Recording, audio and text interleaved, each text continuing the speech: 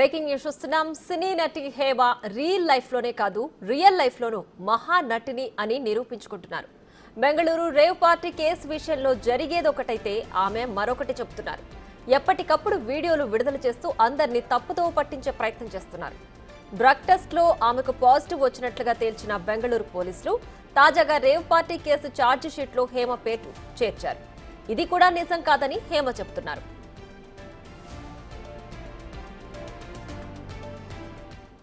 నిజానికి మే నెలలో బెంగళూరులో జరిగిన రేవ్ పార్టీలో హేమ కూడా పాల్గొన్నారు. ఆ వార్త బయటకు రాగానే తాను బెంగళూరు రేవ్ పార్టీకి హాజరు కాలేదని, హైదరాబాద్ లోనే ఉన్నానంటూ హేమ ఓ వీడియో విడుదల చేశారు. చివరికి ఆ వీడియో రేవ్ పార్టీ జరిగిన చోటే తీసిందని తేలింది.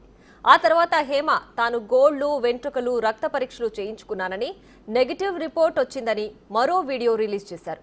సెటిల్మెంట్ చేసుకోవాలని తనను బ్లాక్మెయిల్ చేస్తున్నారని, వాళ్ల నెంబర్లను త్వరలోనే బయట పెడతానని చెప్పుకొచ్చారు.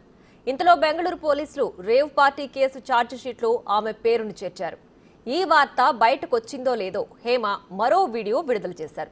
వైద్య పరీక్షల్లో తనకు నెగటివ్ వచ్చిందని, ఛార్జ్ షీట్లోనూ ఈ విషయాన్ని ప్రస్తావించినట్లు లాయర్ ద్వారా తెలిసిందని చెప్పుకొచ్చారు. మొత్తం మీద రేవ్ పార్టీ కేసు విషయంలో జరిగేది ఒకటైతే హేమ చెబుతున్నది మరొకటి. దీంతో ఆమె రియల్ లైఫ్ లోనే కాదు రియల్ లైఫ్ లోనూ మహానటి అని నిరూపించుకుంటోందనే కామెంట్స్ వినిపిస్తున్నాయి. ఏమండి, నేను అన్ని ఆన్లైన్లోనే ఉన్నాను. నేను మంచిగా ఫామ్ హౌస్లో ఎంజాయ్ చేస్తున్నాను, చిల్ అవుతున్నాను. నా మీద ఈ ఫేక్ న్యూస్ వస్తుంది. ప్లీజ్, నేను ఎక్కడికి వెళ్ళలేదు, నేను హైదరాబాద్లోనే ఉన్నాను.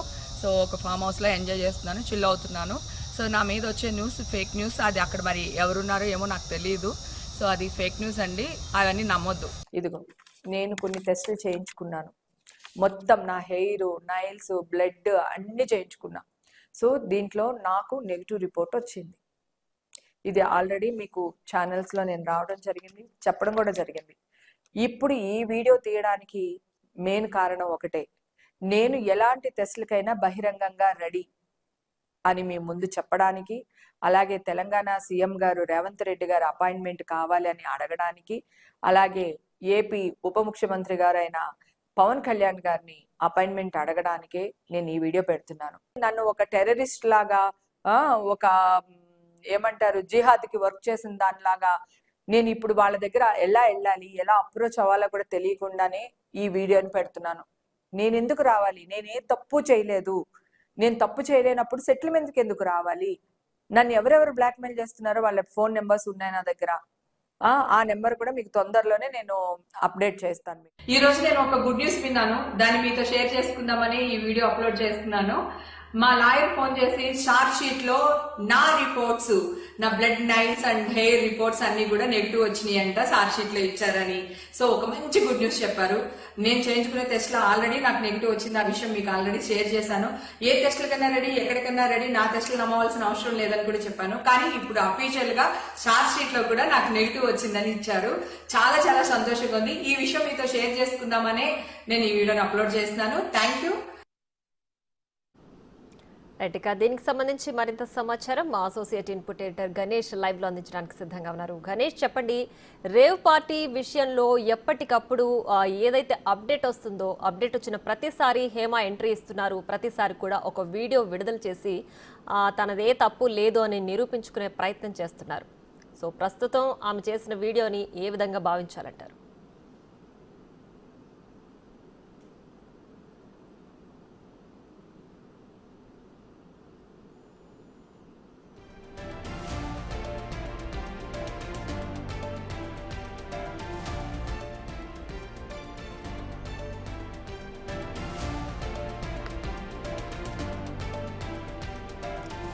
సినీ నటి హేమ రియల్ లైఫ్ లోనే కాదు రియల్ లైఫ్ లోనూ మహా నటిని అని నిరూపించుకుంటున్నారు. బెంగళూరు రేవ్ పార్టీ కేసు విషయంలో జరిగేది ఒకటైతే ఆమె మరొకటి చెబుతున్నారు. ఎప్పటికప్పుడు వీడియోలు విడుదల చేస్తూ అందరినీ తప్పుదోవ పట్టించే ప్రయత్నం చేస్తున్నారు. డ్రగ్ టెస్ట్ లో ఆమెకు పాజిటివ్ వచ్చినట్లుగా తేల్చిన బెంగళూరు పోలీసులు తాజాగా rave party case charge sheet లో హేమ పేరును చేర్చారు. ఇది కూడా నిజం కాదని హేమ చెబుతున్నారు.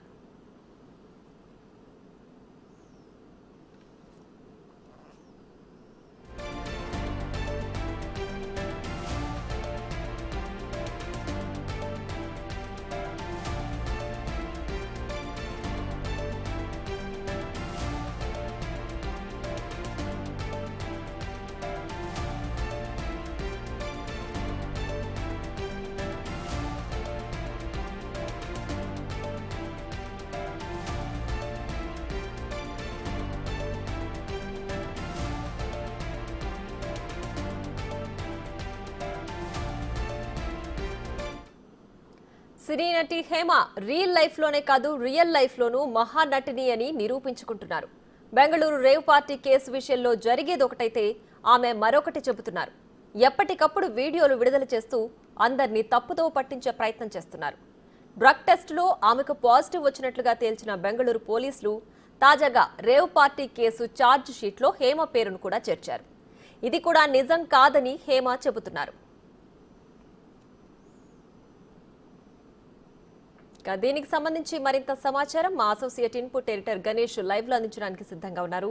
గణేష్, చెప్పండి, బెంగళూరు రేవ్ పార్టీ కేసు విషయంలో ఎప్పటికప్పుడు అప్డేట్ వచ్చిన ప్రతిసారి హేమ ఏదో ఒక వీడియో రిలీజ్ చేసి తనదే తప్పు లేదు, తను నిర్దోషి అని చెప్పుకునే ప్రయత్నం చేస్తున్నారు. ఇప్పుడు తాజాగా మరో వీడియో కూడా రిలీజ్ చేశారు. సో దీన్ని మనం ఏ విధంగా భావించాలి? ఖచ్చితంగా, ఎందుకంటే బెంగళూరులో జరిగిన ఆ రేవ్ పార్టీ ఘటన దగ్గర నుంచి వరుసగా జరుగుతున్న అనేక కేసులో అరెస్టు కావచ్చు, లేకపోతే విచారణ కావచ్చు, శాంపిల్స్ సేకరణ కావచ్చు, ఆ తర్వాత ఇప్పుడు ఛార్జ్ షీట్ కావచ్చు, ఇన్ని దశల్లో కూడా హేమ తప్పు మీద తప్పు చేస్తున్నట్టుగా ఉన్నారు. ఒక ఊబిలో ఉండే వ్యక్తి బయటపడడం కోసం ఎంత గట్టిగా ప్రయత్నం చేస్తే అంత లోతుగా వెళ్ళిపోయి ఎలాంటి పరిస్థితులు ఉంటాయో ఇప్పుడు హేమకు కూడా ఇలాంటి స్థితే మనకి ఎదురవుతుంది. మనం చూడొచ్చు, బెంగళూరులోనే జరిగిన రేవ్ పార్టీ తర్వాత అదుపులోకి తీసుకున్నారు పోలీసులు. అందులో ప్రాథమికంగా మన తెలుగులో ఉండే ఒక క్యారెక్టర్ ఆర్టిస్ట్ కాబట్టి హేమ పేరు కూడా వచ్చింది. హేమ పేరు వచ్చిన తర్వాత విడుదలైన తర్వాత అన్ని మీడియాలో కూడా వార్తలు వచ్చినాయి. వార్తలు వచ్చిన తర్వాత ఆమె విడుదల చేసిన ఒక వీడియో అనేది మరింత సంచలనం కలిగించింది. లేదు, తను హైదరాబాద్లో ఉన్నాను, ఒక ఫామ్ హౌస్లో చిల్ అవుతున్నానని ఆవిడ ఏదైతే మే 20వ తేదీన విడుదల చేసిన వీడియో ఏదైతే ఉందో ఆ వీడియో పైన పూర్తిగా వైరల్ అయింది. కానీ కట్ చేస్తే కొద్ది గంటల్లోనే ఆ వీడియో అనేది బెంగళూరులో ఉండే ఎక్కడైతే పోలీసులు అదుపులోకి తీసుకున్నారో రేవ్ పార్టీ తర్వాత ఆ బెంగళూరు పోలీస్ స్టేషన్ ఆవరణలోనే చేసినట్టుగా అనేక ఫోటోలు విడుదలైనవి. దీనిపైన బెంగళూరు పోలీసులు కూడా సీరియస్ అయిన పరిస్థితులు కనిపించాయి. ఆ తర్వాత లేదు, దాన్ని కూడా తను అక్కడ లేను, ఇదంతా నాకు కావాలనే కుట్ర చేస్తున్నారు, నేను ఆ రోజున ఇదిగో నేను పలానా చోట ఉన్నాను, నా ఇంటిలో నేను బిర్యానీ వండుతున్నానని ఆమె ఒక వీడియో ఒకటి విడుదల చేశారు. దీనిపైన చూస్తే అది ఒక పాత వీడియో, పాత డేట్లో ఉన్న వీడియోని బయటికి తీసి ఆమె రిలీజ్ చేసి హైదరాబాద్లో ఉండే ప్రయత్నం చేసింది. ఆ తర్వాత ఆమె బెంగళూరు నుంచి ఏదైతే ఆమె బిర్యానీ చేసినట్లుగా చెప్తున్న రోజు ఏదైతే ఉందో ఆ రోజు ఫ్లైట్ టికెట్స్తో పాటు మీడియా బయటపెట్టిన పరిస్థితులు అయితే ఉన్నాయి. దీని తర్వాత వరుసగా ఆమె ఇప్పుడు జరుగుతున్న వాటిలో ఒక్కొక్కటిగా జనాలు మర్చిపోతున్నారు. చట్టం ఎప్పుడు తన పని తను చేసుకుపోతుంది కాబట్టి ఇలాంటి దీనిలోన హేమ పైన కేసు విచారణకి వాళ్ళు పిలిపించారు, శాంపిల్స్ తీసుకున్నారు. ఆ రోజున కూడా పెద్ద రాద్ధాంతమే చేసింది.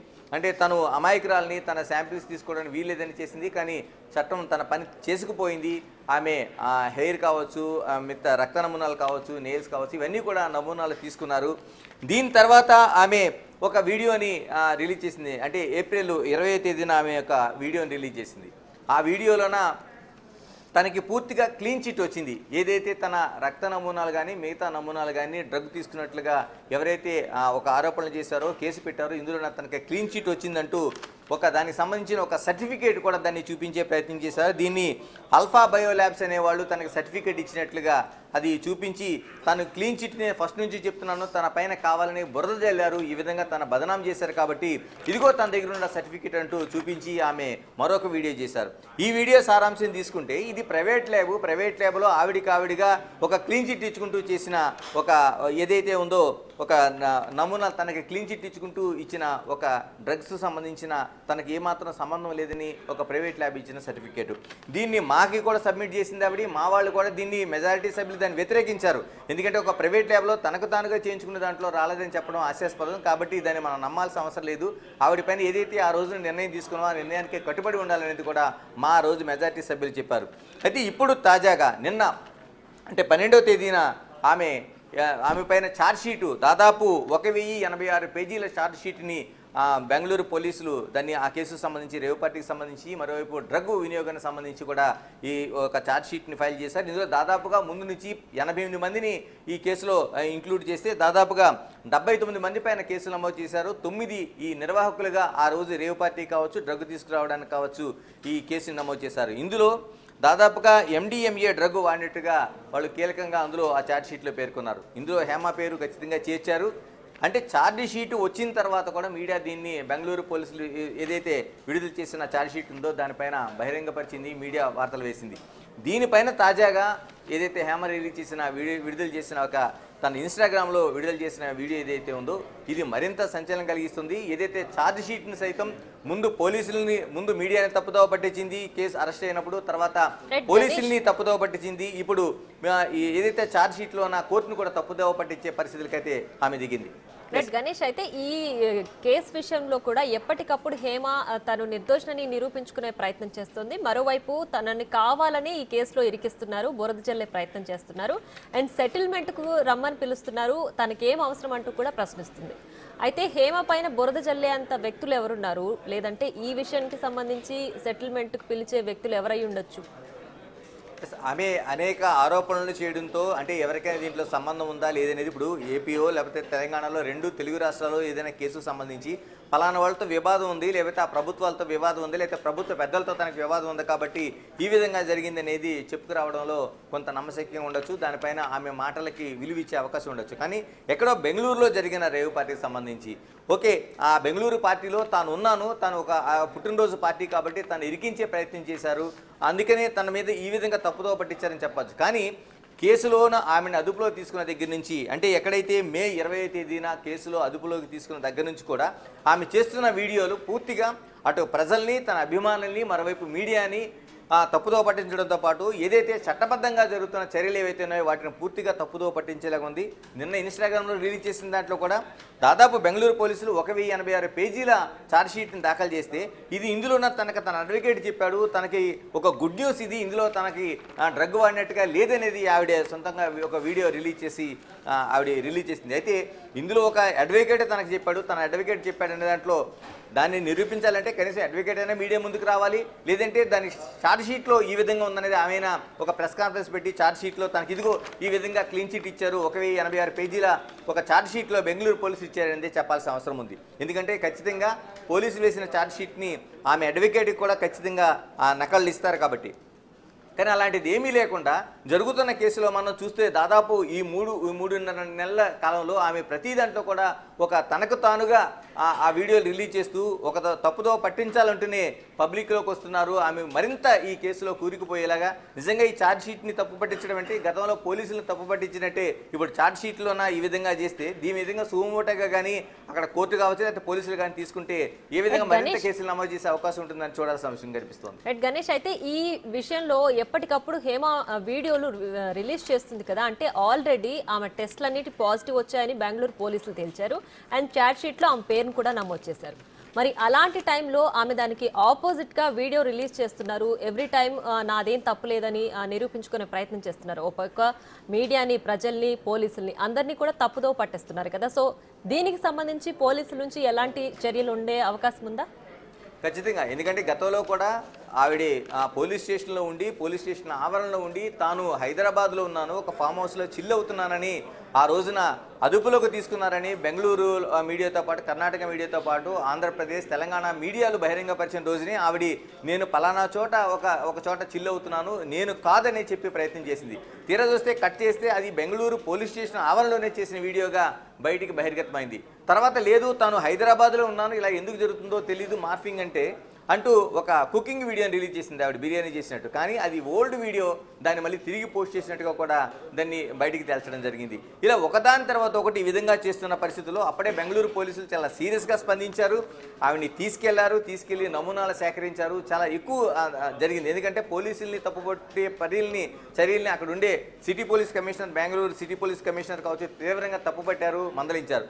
ఇప్పుడు నిజంగానే ఈ ఛార్జ్ షీట్లోన వేసిన దాంట్లో తన పేరుపై క్లీన్ చిట్ వచ్చింది, తన అడ్వకేటే చెప్పాడని చెప్పడంతో రేపొద్దు నిజంగా దీన్ని సుమోటోగా తీసుకుంటే అడ్వకేట్ని కూడా కాల్ఫర్ చేసే అవకాశం ఉంటుంది. ఏ విధంగా నీ క్లయింట్కి నువ్వు చెప్పావని చెప్పడంతో పాటు ఈ వీడియో సాక్ష్యం ఉంది కాబట్టి ఇప్పటికే వీడియోని అందరూ దాన్ని రిలీజ్ చేసిన వీడియోని అందరూ టెలికాస్ట్ చేశారు చాలా చోట్ల. ఇవన్నీ సాక్ష్యాధారాలు ఉన్నాయి కాబట్టి నిజంగా కోర్టు కానీ మరోవైపు బెంగళూరు పోలీసులు కానీ దీన్ని సీరియస్గా తీసుకుంటే సుమోటోగా దీనిపైన కేసు నమోదు చేయడమే కాదు, కోర్టు ఏదైతే అడ్వకేట్ పేరు ప్రస్తావించిందో ఆమెకు అడ్వకేట్ను కూడా కాల్ఫర్ చేసే అవకాశాలు అయితే మనకు కనిపిస్తున్నాయి. Right Ganesh, thanks for the updates.